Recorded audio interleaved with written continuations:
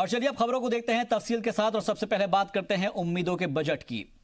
वजीर आजम नरेंद्र मोदी की दूसरे मुद्दतकार का पहला बजट 5 जुलाई को वजीर खजाना निर्मला सीतारमण पेश करेंगी और बजट से पहले मुल्क के अवाम के साथ श्रीनगर के बाशिंदों को भी इस बजट से काफी उम्मीद है। रिपोर्ट देखिए।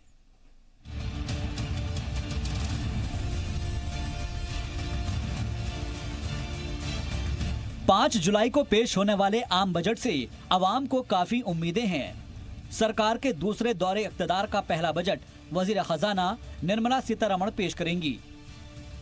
लोगों को वजीर खजाना से उम्मीदें हैं कि वे मिडिल क्लास को ध्यान में रखते हुए बजट में राहत देने वाली चीजों का ऐलान करेंगी। बजट पर श्रीनगर की आवाम ने अपना रद्द-ए-अमल जाहिर किया। लग रहा है इंशाल्लाह रहमा हमें एक्सपेक्टेशन है ये पैसा बजट में रखा जाएगा ताकि जितनी भी आउटस्टैंडिंग है हमारी वो क्लियर हो जाएगी। बहुत सारी उम्मीदें हैं यहाँ के लोगों को, यहाँ के नौजवानों को खुसूसन उम्मीद है। हम देखते हैं आए दिन बहुत सारे एहतजाज होते हैं हमारे प्रेस कॉलोनी श्रीनगर में, लेकिन उन सभी की अब एक्सपेक्टेशन है, उनकी सारी निगाहें लगी है सेंटर पे। जमहूरी हुकूमत भी नहीं है, मैं जमहूरी हुकूमत की बात करूँगा। जमहूरी हुकूमत नहीं है, इंतज़ामी रूल चल रहा है, लेकिन लोगों की एक्सपेक्टेशंस बहुत होती है। मतलब जब जमहूरी हुकूमत होती है, ख़ास तौर पर बेरोज़गारी यहाँ पर पीक पर है, यहाँ पर डेवलपमेंटल स्कीम्स उस तरह से इंट्रोड्यूस नहीं हो पा रही है, यहाँ पर इंडस्ट्रीज़ का कहीं नामो निशान नहीं है। वहीं रामबन के लोगों को भी इस बजट से काफी उम्मीदें हैं। लोगों की माने तो भले ही रियासत के लोगों के लिए सरकार की जानिब से काम कराए गए हैं, लेकिन अब भी कई इलाके ऐसे हैं जहां पर बिजली, पानी और रोड की परेशानी है। नौजवानों में रोजगार और अच्छी तालीम की कमी है। खुसूसन जम्मू कश्मीर रियासत को मद्देनजर रखते हुए यहाँ की बेरोजगारी, यहाँ के नौजवान का खास ख्याल रखा जाए। यहाँ का नौजवान जो इस वक्त गलत कामों में भटक चुका है और उन गलत कामों की तरफ जो है जा रहा है। हम चाहते हैं कि अगर पूरे हिंदुस्तान में फॉरेस्ट राइट एक्ट जो है वो लागू किया गया है ट्राइबल्स के लिए, तो कम से कम हमारे इन लोगों के ऊपर जो ये तीसरा तबका जो है हमारी स्टेट में सबसे बड़ा है, जो कौम को फ़ायदा देने वाला तबका है, जो पिछड़ा हुआ तबका है, इसको कम से कम जो है फॉरेस्ट राइट एक्ट में लाया जाए। जो जवान बंदूक उठाते हैं, मिलिटेंसी में जाते हैं या पत्थर उठाते हैं, उनके लिए रोजगार चाहते हैं। तो जम्मू कश्मीर की तरफ से हम ये मुतालबा करते हैं सरकार को कि वो इस बजट का खास ख्याल रखें और यहाँ के लिए मखसूस तरीके से और ख़ास तरीके से ख्याल करके ज़्यादा बजट इसमें रखा जाए। हमारे जैसे दूर दराज इलाकों में रोडों की बहुत ज़रूरत है।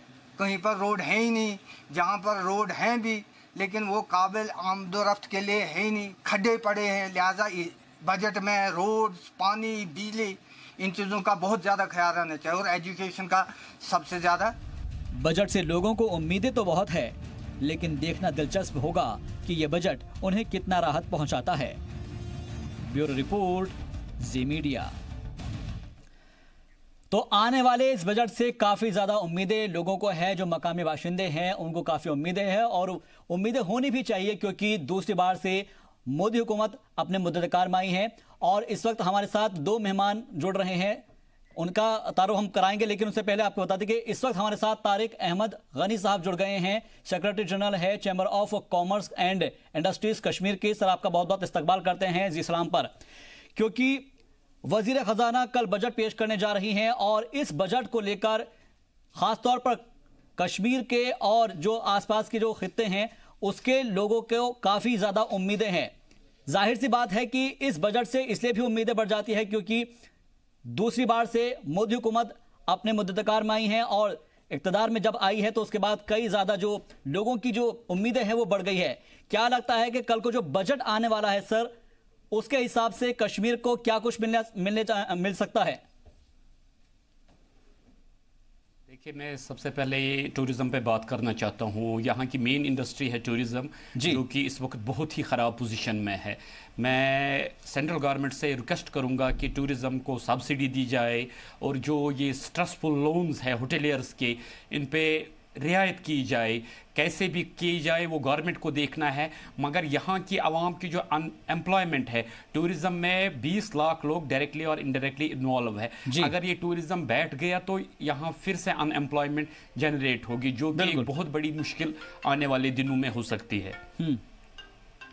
जी जी, और मैं दूसरी तवज्जो गवर्नमेंट आपकी वसादत से बोलना चाहता हूं कि श्रीनगर सिटी की ये जो हालत है, मैं शहरी खास की बात करूंगा। श्रीनगर सिटी खाली सिविल लाइंस नहीं है, श्रीनगर सिटी असली शहरी खास है जिसको डाउनटाउन कहते हैं। अगर आज की डेट में आप डाउनटाउन की सड़कें देखें, लाइटें देखें, पानी की प्रॉब्लम है, गार्बेज कितना है, मेरी पूरी उम्मीद है सेंट्रल गवर्नमेंट से मैं रिक्वेस्ट करता हूं कि शहरी खास की तौर एक खास तवज्जो दी जाए, क्योंकि एक हेरिटेज सिटी है। श्रीनगर माना ही जाता है शहरी खास से जी। और मैं रिक्वेस्ट करूंगा गवर्नमेंट से, ये जो अनएम्प्लॉयमेंट है यहाँ, इसको बहुत कम किया जाए, नई पॉलिसीज क्रिएट की जाए, एम्प्लॉयमेंट जनरेट की जाए। पढ़ी लिखी यूथ है जो घरों में बैठी है, कुछ नहीं कर सकते हैं, कोई वसाइल नहीं है। हालांकि गवर्नमेंट ऑफ इंडिया की तरफ से बहुत स्कीम्स आती हैं, मगर ये स्कीम्स मुझे लगता है ज्यादातर विद इन 4 वॉल्स रहती है। इनको आप इन 4 वॉल से बाहर निकाले, दफ्तरों से बाहर निकाले, लोगों को आगाह करे कि ये स्कीम्स दी हैं गवर्नमेंट ऑफ, इसका फायदा यूथ उठाए। और मैं चाहता हूं, और एक रिक्वेस्ट मेरी गवर्नमेंट से है कि वो ऑफिसर्स को अकाउंटेबल बनाए। अकाउंटेबिलिटी बहुत जरूरी है। देखिए यहां पैसा भी आता है मगर अकाउंटेबिलिटी नहीं है। यहां गवर्नर साहब बैठे हैं इस वक्त आप आराम से ये सारा आप अपने हाथ में लेकर ये अकाउंटेबल बनाए, ऑफिसर्स को काम पर लगाएं। कहां देखें कोताही है काम की, डिस्ट्रिक्टों में भी बहुत कमी है कामों की, सड़कों की। मैं बहुत ही, आप सोचेंगे मानेंगे कि कश्मीर के लोग कितने परेशान हैं आज की डेट में। इकोनॉमिक यहाँ की टोटल क्रैश हो गई, सड़कें नहीं है। और हेल्थ केयर बहुत बड़ा, आप देखिए आए दिन ललदद में कितने इंसिडेंट्स होते हैं, SMHS में, सोरा इंस्टीट्यूट में मशीनरी है मगर चलाने के लिए लोग हैं। डॉक्टरों को भी बहुत केयरफुल रहने के लिए हिदायतें दी जाएं। बिल्कुल, लेकिन तारिक साहब, क्योंकि जिस तरीके से बजट से उम्मीदें लोगों को है, लेकिन इन सब के बावजूद जो आपने एक बात कही वो बहुत अहम कही है कि जितनी भी योजनाएं आती है, जितनी भी पॉलिसीज आती है गवर्नमेंट की, वो सिर्फ किताबों तक महदूद रह जाती है, कागजी कार्रवाई तक महदूद रह जाती है, या फिर बड़े बड़े इश्तिहार छप जाते हैं, लोगों तक नहीं पहुंच पाती है। उसको अमल में लाने के लिए आपने बहुत अहम बात उठाई है कि अकाउंटेबिलिटी फिक्स होनी चाहिए। ये अकाउंटेबिलिटी जब तक फिक्स नहीं होगी तब तक वो जमीनी स्तर पर, जमीनी सतह पर नहीं आ पाएगी। इसके लिए और क्या कुछ किया जाना चाहिए, क्योंकि हर जितना भी बाशिंदा वहां का मौजूद है कश्मीर का, उसको ये चाहिए कि कम से कम उसको एम्प्लॉयमेंट मिल सके, और एम्प्लॉयमेंट के लिए सबसे ज्यादा जरूरी है सयाहत।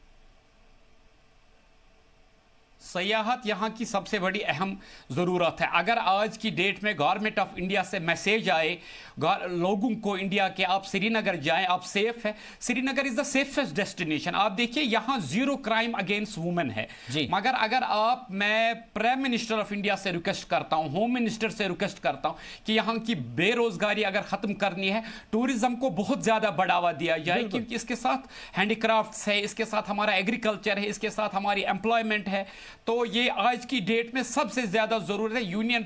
और मैं और एक बात कहना चाहता हूं, आप टूरिज्म बजट को थोड़ा बढ़ा दे, क्योंकि टूरिज्म बजट भी उतना बड़ा नहीं है जिससे टूरिज्म की प्रमोशन हो सके। हम बहुत जगह गए, बहुत मेहनत की, मगर अनफॉर्चुनेट बजट की कमी भी रही। और हमारा ये आपको पता है अनसर्टेनिटी है यहाँ। ये गवर्नमेंट का इंडिया की जिम्मेवारी है कि यहाँ के लोगों तक सयाहत पहुंचाए, यहाँ की माशियत की हालत बिल्कुल ठीक हो जाए, वरना ये तो इकोनॉमिकली टोटली क्रैश हो जाएगी श्रीनगर, J&K स्टेट ऑलमोस्ट सारी। जी, लेकिन तारिक गनी साहब, एक सवाल ये भी जहन में उठता है कि हुकूमत को ये भी चाहिए कि जिस तरीके से लगातार जो भी सयाह वहां पर पहुंचते हैं, कहीं ना कहीं उनमें खौफ होता है। अभी अगर हाल ही के दिनों में हम देखें तो लगातार सयाह जरूर आते हैं, लेकिन उनके मन में कहीं ना कहीं खौफ पैदा हो जाता है कि वहां पर ये लगातार चलता रहता है। तो कम से कम लोगों के जहनों में ये बात बैठानी होगी कि आप कश्मीर आइएगा, आपका मोस्ट वेलकम किया जाएगा, आपको किसी तरह का कोई खतरा नहीं है, कोई मिलिटेंसी नहीं है, सब कुछ खत्म करना होगा। देखिए उसमें मैं ये सजेशन दूंगा गवर्नमेंट ऑफ इंडिया को कि वो नेगेटिव पब्लिसिटी बहुत बंद करवा दे टोटल हद पर, और पब्लिसिटी के लिए एक बजट बना दे ताकि टूरिस्ट को लगे कि हम सेफ है यहाँ पर। यहाँ ऐसा कुछ नहीं है, यात्रा 100 सालों से आ रही, यात्रियों का सारे वेलकम करते हैं। यूनियन बजट में मैं ये रिक्वेस्ट करूंगा टूरिज्म की पब्लिसिटी पर आप ज्यादा ध्यान दे। और यहाँ का हेल्थ केयर जो है, हेल्थ केयर पर यहाँ बजट बहुत कम है। यहाँ हेल्थ केयर बहुत, मैं क्या बोलूंगा आपको, डिजास्टर में है। देखिए at the end of the day health is wealth. जब हेल्थ ठीक रहे तब हमारा मुआशरा भी ठीक रहेगा। जी। और हमारा एजुकेशन जो है, एजुकेशन, जी जी बिल्कुल। इसके अलावा अगर हम बात करें यहाँ पर सड़क, बिजली, पानी की, वो भी काफी ज्यादा अहम मुद्दे हो जाते हैं, क्योंकि हम देखते हैं कि जब एक जगह से दूसरी जगह पर ट्रांसपोर्टेशन नहीं हो पाएगा तो लोग अपना जो माल है वो एक जगह से दूसरी जगह पर कैसे भेजेंगे, और जब वो नहीं भेज पाएंगे तो जाहिर सी बात है कि ट्रेड नहीं हो पाएगा और बेरोजगारी बढ़ती चली जाएगी।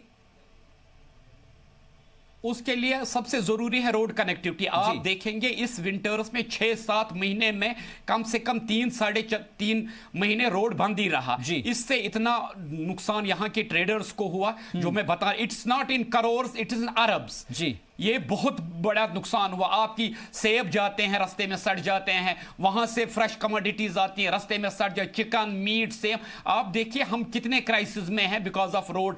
अगर रोड पे बिल्कुल ध्यान दिया और अकाउंटेबल बनाया जाए, ये जो मैकडमाइजेशन हो जाती है इसकी अकाउंटेबिलिटी, ये रोड हम हर साल मैकडम डालते हैं, हर साल क्यों कर, चलिए हाईवे पे तो स्नो हो जाता है, मगर ये लोकली ये जो रोड्स ये हर साल इतनी डैमेज क्यों हो जाती है, इसकी अकाउंटेबिलिटी होनी चाहिए।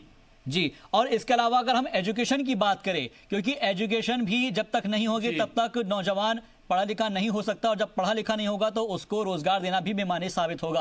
क्या एजुकेशन की जानिब भी ध्यान देना बेहद जरूरी है, क्योंकि जब तक एजुकेशन नहीं मिल पा रही है लोगों के अंदर यहाँ पर इतनी समझ नहीं हो पाएगी और वो पत्थर उठाने को, क्योंकि हमने देखा है, मजबूर हो जाता है जब कोई बेरोजगार इंसान होता है। तो क्या एजुकेशन की जानिब भी ध्यान देने की बेहद जरूरत है, क्योंकि बहुत सी जगह पर हमने देखा है कि एजुकेशन तो देने के लिए जाते हैं लेकिन वहां पर जो उस्ताद है वो मिलते नहीं है, असातिज़ा मिलते नहीं है, और जो स्ट्रक्चर है स्कूल्स के वो भी वहां पर तरीके से नहीं बनाए गए हैं। बिल्कुल, मैं इसी बात पे आना चाहता था। यहाँ की स्कूल्स के आज देखिए आप 21वीं सेंचुरी में भी कश्मीर के स्कूल्स में बच्चों को नीचे बिठाया जाता है, एक सिंपल मैट होता है उस पर। यहाँ इंफ्रास्ट्रक्चर नहीं है, यहाँ बहुत जरूरत है पढ़ाई की। जब तक आप पढ़े लिखे नहीं होंगे आप आगे कैसे बढ़ेंगे।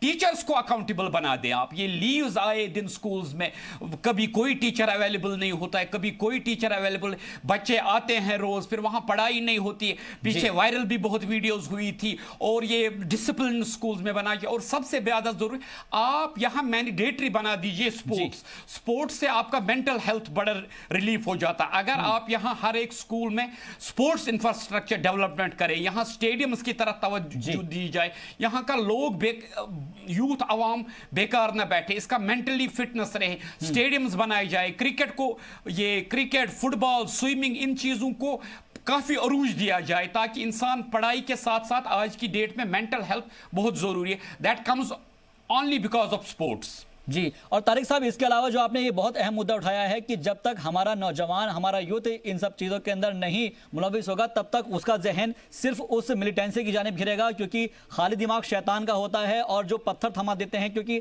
आज हमने एक रिपोर्ट भी देखी है और उसमें दिखाने की भी कोशिश करेंगे कि किस तरीके से जो दहशतगर्दी से ताल्लुक रखते हैं या फिर अलहदगी पसंद लोग हैं, उनके बच्चे तो बाहर फॉरेन कंट्रीज के अंदर पढ़ रहे हैं, लेकिन यहाँ पर वो जिस तरीके से लोगों को जहन के अंदर कुछ अलग अलग चीजें डाल देते हैं, उससे भी कहीं ना कहीं जम्मू कश्मीर की रियासत के अंदर जो लोग हैं उनको परेशानियों का सामना करना पड़ता है।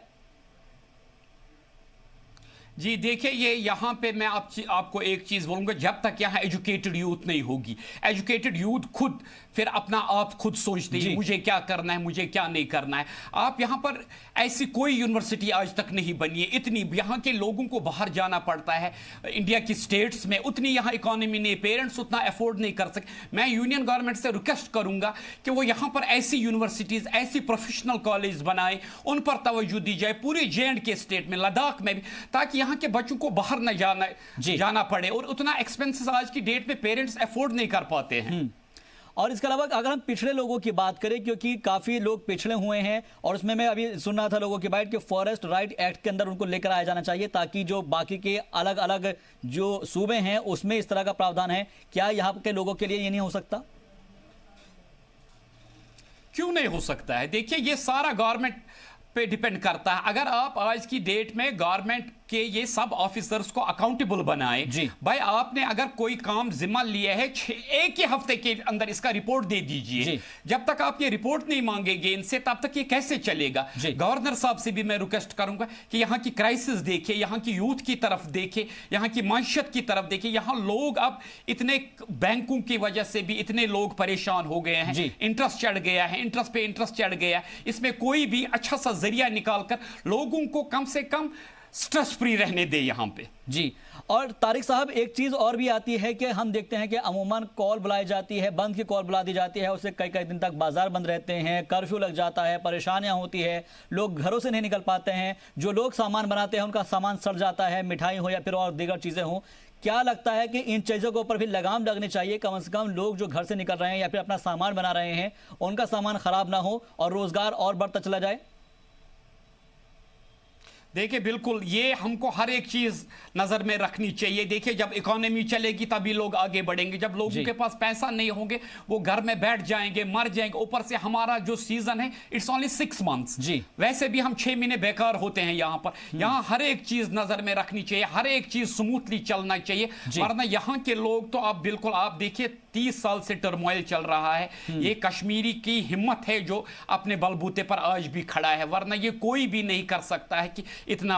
अगर दूसरी कोई कौम होती वो तो मेरे ख्याल से बिल्कुल खराबी हुई होती, खत्म ही हुई होती। जी, और वाकई में काबिल तारीफ है, हौसला जो है उनका, जज्बा है, उसको सलाम हर कोई करता है। लेकिन सर सवाल यहाँ पर कई सारे इसलिए उठते हैं, क्या पॉलिटिकल पार्टीज है उन्होंने कभी इस बात की कोशिश नहीं की है, जो कि रियासती पार्टियां हैं उनको ये चाहिए था कि इतने वक्त के अंदर कम से कम अपने पैरों पर खड़ा करने के लिए बड़ी बड़ी यूनिवर्सिटीज वहां पर बननी चाहिए थी, बड़े बड़े प्लांट्स लगने चाहिए थे। क्या इन सब के आड़े आर्टिकल 370 और 35A आ जाती है?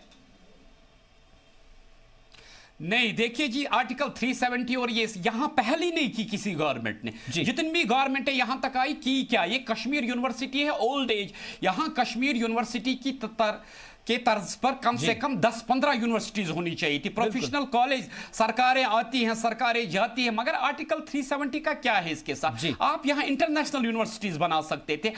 मैं आपको छोटी सी एक मिसाल दूंगा वक्फ बोर्ड की। आप देखिए आज की डेट में वक्फ बोर्ड ने क्या किया है। यहां वक्फ के हॉस्पिटल्स होने चाहिए थे, वक्फ की यूनिवर्सिटीज होनी चाहिए, वक्फ के स्कूल्स होने चाहिए। क्या क्या है ये मुस्लिम वक्फ बोर्ड ने आज तक? इन्होंने सीखा भी कुछ नहीं, बस यही यहां आते हैं जाते हैं, सुबह ऑफिस आए शाम को निकले। यहां गवर्नमेंट, मैं गवर्नर से रिक्वेस्ट करता हूं, they should take to task to Waqf board. इनको आप अकाउंटेबिलिटी ले लें इनसे, इनके पास इतना पैसा है, ये मेडिकल कॉलेज बना सकते, ये यूनिवर्सिटी बना सकते, ये हाई स्टैंडर्ड के हाई स्कूल्स और ये कॉलेजेस बना सकते। ये तो कोई बड़ी बात नहीं है वक्फ के पास, मगर जब यहां किसी ने पहल की नहीं है, जो कुछ जैसे चलता है आज से 100 साल पहले वैसे ही चला जा रहा है जी। और एक यूनिवर्सिटी क्या करेगा? आप देखिए यहां डिस्ट्रिक्ट कितने बढ़ गए जी। लेकिन तारिक अली साहब, क्योंकि उम्मीदों का बजट इसे कहा जा रहा है, आप वक्फ जी तारिक अली साहब, क्योंकि इसे उम्मीदों का बजट कहा जा रहा है और हर कोई ये उम्मीद में लगाए बैठा है कि उनके हिसाब का ये बजट बनेगा।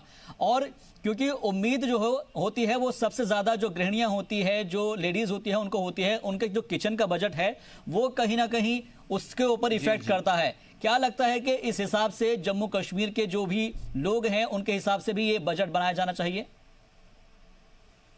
बिल्कुल, जम्मू कश्मीर की इकोनॉमी देखकर आज की डेट में कितनी इकोनॉमी यहां क्रश हुई। गवर्नमेंट ऑफ इंडिया को एक स्पेशल रिलीफ देना चाहिए जे.एंड.के गवर्नमेंट के ये जे.एंड.के के लोगों को, क्योंकि आप देखिए हमारे 6 महीने विंटर में जाते हैं, टर्मोइल भी है इधर, बिजनेस भी नहीं है, टूरिज्म भी नहीं है, हर एक दिन ब दिन खर्चे बढ़ते जाते। इसलिए मैं यूनियन बजट में ये रिक्वेस्ट करता हूं कि हमारे लिए स्पेशल बजट दिया जाए जिसमें लोगों के लिए, आम आदमी के लिए बड़ा जबरदस्त रिलीफ हो जी।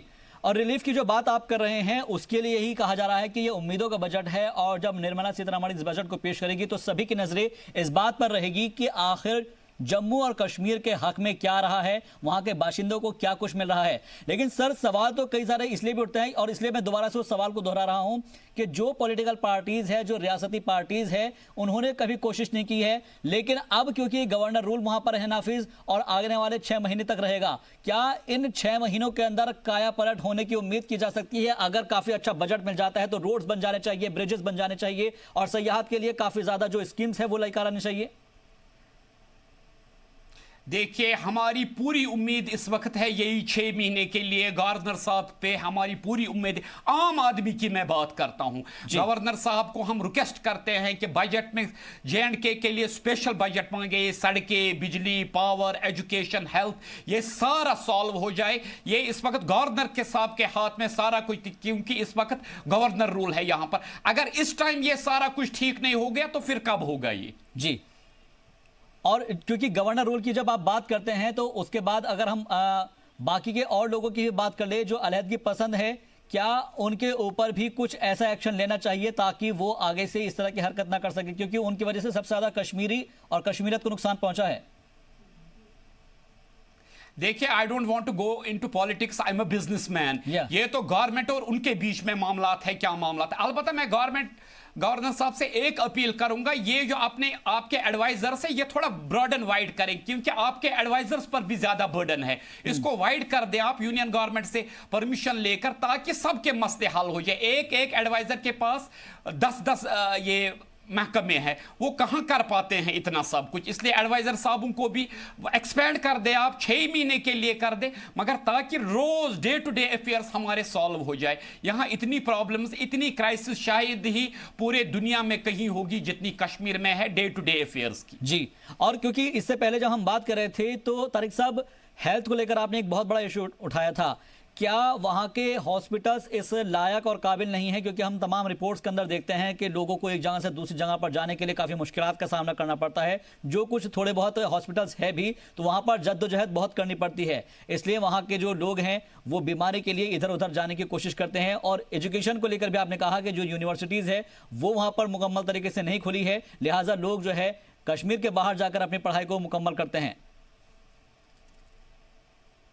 देखिए, मैं आपको एक छोटी सी मिसाल देता हूं। एलडी, पूरे श्रीनगर, पूरे कश्मीर वैली के लोग एलडी आते हैं। क्या गवर्नमेंट को नहीं चाहिए कि हर डिस्ट्रिक्ट में एलडी जैसा बड़ा हॉस्पिटल बन जाए? आज की डेट में आप एलडी की हालत देखिए क्या है। इतनी गंदी हालत है एलडी की, मगर क्या करेंगे, लोग जाएंगे कहां? आप एक मैटरनिटी हॉस्पिटल हर वार्ड में बना दीजिए, हर डिस्ट्रिक्ट में इवन श्रीनगर सिटी में 2-4 मैटरनिटी हॉस्पिटल्स बना दीजिए। क्योंकि ये एलडी पर ही क्यों सारा लोड है, एसएमएचएस पर ही क्यों सारा लोड है, सिकिम्स पर ही क्यों सारा लोड है? इसलिए हेल्थ सेक्टर सबसे इंपॉर्टेंट सेक्टर है। अगर गवर्नर साहब यूनियन बजट में नए हॉस्पिटल्स की अप्रूवल लाए तो उससे बढ़कर बात क्या होगी हमारे लिए। एजुकेशन में नए कॉलेज के लिए क्यों आप डिग्री डिस्ट्रिक्ट्स के लोग श्रीनगर आ रहे हैं बेचारे, रास्ते में उनको कितने मुश्किलात उठाने पड़ते हैं। डिस्ट्रिक्ट्स में यूनिवर्सिटी खोली जाए, कॉलेजेस खोले जाए, ताकि श्रीनगर वाले को डिस्ट्रिक्ट ना जाना पड़े, डिस्ट्रिक्ट वाले को श्रीनगर। ये 21वीं सदी है, आप आज की डेट में देखिए एजुकेशन कितनी जरूरी है। बिल्कुल, बहुत बहुत शुक्रिया तारिक अहमद गनी साहब, secretary general chamber of commerce and industries Kashmir के, हमारे साथ जुड़े थे। सर, आपका बहुत बहुत एक बार फिर से शुक्रिया इस्लाम की जानिब से। और उम्मीद करते हैं कि ये जो बजट आने वाला है ये उम्मीदों का बजट होगा और इसमें मरकजी हुकूमत सभी का ख्याल रखेगी, खासतौर पे जम्मू एंड कश्मीर के बाशिंदों का, क्योंकि काफ़ी ज़्यादा मुश्किलात का उनको सामना करना पड़ता है और इसलिए सभी लोग इसे बहुत ही बेसब्री से इसका इंतजार कर रहे हैं और कह रहे हैं यही है उम्मीदों का बजट।